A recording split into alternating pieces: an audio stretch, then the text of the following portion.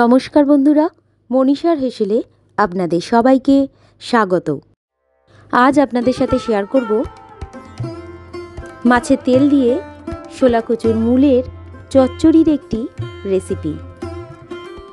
রেসিপিটি বানানোর জন্য এখানে বাগান থেকে শোলা কচুর মূল তুলে আনা হয়েছিল।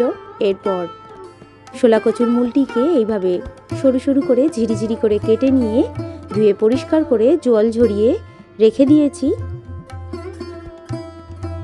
শোলা কচুর মূলটাকে প্রথমে সিদ্ধ করে নেব। এজন্য একটি পাত্রের মধ্যে দিয়ে দিয়েছি 1 বাটি পরিমাণ জল আর 1 চামচ পরিমাণ লবণ। জলটা একটু গরম হয়ে গেলে কেটে ধুয়ে পরিষ্কার করে জল ঝরিয়ে রাখা শোলা কচুর মূলটাকে জলের মধ্যে দিয়ে ঢাকা দিয়ে দিয়েছি 2 থেকে 3 মিনিটের জন্য। লো টু মিডিয়াম ফ্লেমে রেখে শোলা কচুর মূলটাকে সিদ্ধ করে নেওয়ার পর জল ঝরিয়ে রেখে দিয়েছি আর সমস্ত জলটাকে ভালো করে চেপে বের করে দিয়েছি। আপনারা দেখতেই পাচ্ছেন বন্ধুরা, এখানে শোলা কচুর মূলটাকে এইভাবে সিদ্ধ করে নিয়েছি। খুব সুন্দরভাবেই শোলা কচুর মূলটা এখানে সিদ্ধ হয়ে গেছে।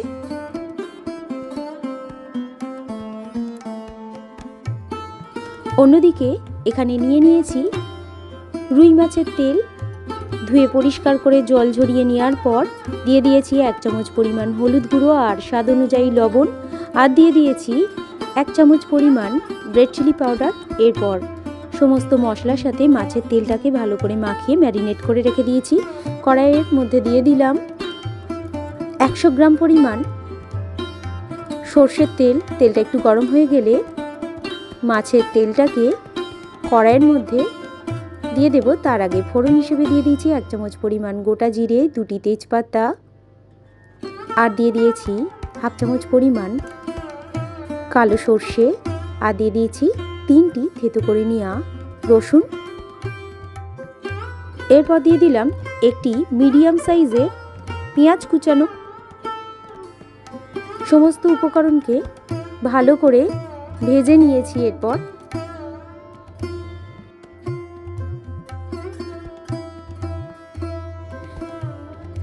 মাছের তেলটাকে এরপর কড়াইয়ের মধ্যে দিয়ে পেঁয়াজ রসুনের সাথে ভালো করে কষিয়ে নেব 2 থেকে 3 মিনিটের জন্য লো টু মিডিয়াম ফ্লেমে রেখে।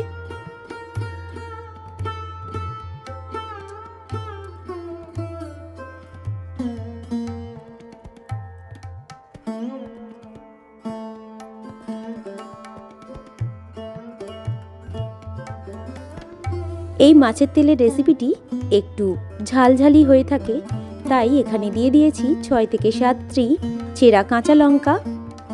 সমস্ত উপকরণকে আবারও ভালো করে কষিয়ে নেব। একটু স্বাদ অনুযায়ী লবণ যুক্ত করলাম। এরপর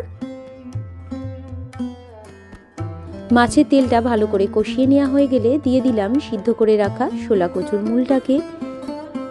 শোলা কচুর মূলটার সাথে মাছের তেলটাকে ভালো করে মিশিয়ে নিলাম। এরপর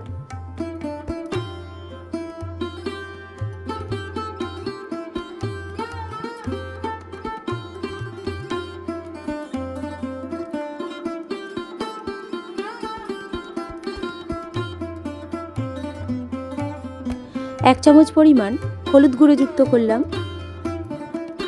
স্বাদ অনুযায়ী চিনি যুক্ত করলাম। 1 চামচ পরিমাণ জিরে গুঁড়ো, 1 চামচ পরিমাণ ধনে গুঁড়ো যুক্ত করলাম, আর দিয়ে দিলাম 1 চামচ পরিমাণ গরম মশলা গুঁড়ো।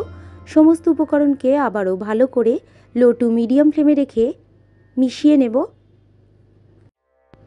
এরপরেই তৈরি হয়ে গেল আজকের রেসিপি, মাছের তেল দিয়ে শোলা কচুর মূলের চচ্চড়ি। গরম গরম ভাতের সাথে পরিবেশনের জন্য একেবারে প্রস্তুত। অন্যান্য রেসিপির মতো আজকের রেসিপিটি যদি আপনাদের ভালো লেগে থাকে বন্ধুরা, অবশ্যই আমার এই ছোট চ্যানেলকে এগিয়ে যেতে সাহায্য করবেন। লাইক করবেন, কমেন্ট করবেন, শেয়ার করবেন, আর চ্যানেলে নতুন কোনো বন্ধু হয়ে থাকলে চ্যানেলটিকে সাবস্ক্রাইব করে পাশে থাকবেন। এই ধরনের রেসিপি সবার প্রথম দেখার জন্য পাশে থাকা বেল আইকনটিতে প্রেস করে রাখবেন। আর ফেসবুক থেকে কেউ দেখে থাকলে পেজটিকে ফলো এবং লাইক করে রাখবেন। রেসিপিটি শেষ পর্যন্ত দেখার জন্য আপনাদের সবাইকে ধন্যবাদ। সবাই ভালো থাকবেন, সুস্থ থাকবেন। আবার চলে আসবো নতুন কোনো রেসিপি নিয়ে।